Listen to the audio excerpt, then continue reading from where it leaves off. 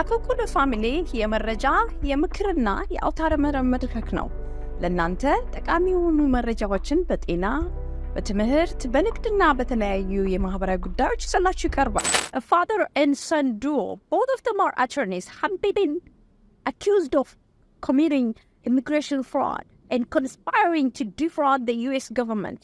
This has been a case in Bronx, New York. What they have done is really sad because these attorneys, the father and the son, they opened a practice where they use the I-360. The I-360 is the Violence Against Women Act visa, which allows abused person, abused by spouses, abused by parents, or abused by adult children to find refuge in the U.S. government, in U.S.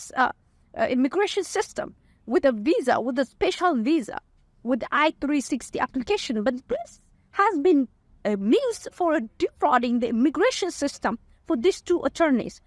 So they've been filing false claims of abuse with their clients. Most of them are Mexican origins. So they file these cases of abuse by parents, by spouses, by children, for adult children. And then they submit letters stating that their children abuse the parents, their uncles, their sisters, brothers, or any adult person in the house abused them. So this is the basis of their visa request. And then they fabricate a story, and that story is attached with the I-360 and submit to USCIS. USCIS stating that these stories are false. Even the parents, even the clients do not know these stories. These are fraud stories. And then next, you know what, they instruct them. Once the case moves forward, progresses forward, they instruct the clients to lie to the USCIS, to lie that the story in the application is true, to lie that the abuse from their children is true. It is sad. Some parents, they don't even know the story. Some parents, they don't even have any abuse story or abuse from their children. This is sad for them. And then furthermore, they were instructed to leave the U.S. using the advance parole because these two lawyers, they requested advance parole for their clients. Once the advance parole allows you to leave the country without any visa and come back to the United States. But these two couples, they tried to come into the United States. They were detained by the border, by the USA, by the CBP, Customs and Borders Patrols, stating that their lawyers are under investigation for immigration fraud. And their lawyers' instructions are wrong because of that. The mother was released, but the father was detained and deported back to Mexico. For each case, these lawyers gained $6,000 per case. This is really sad. And guess what?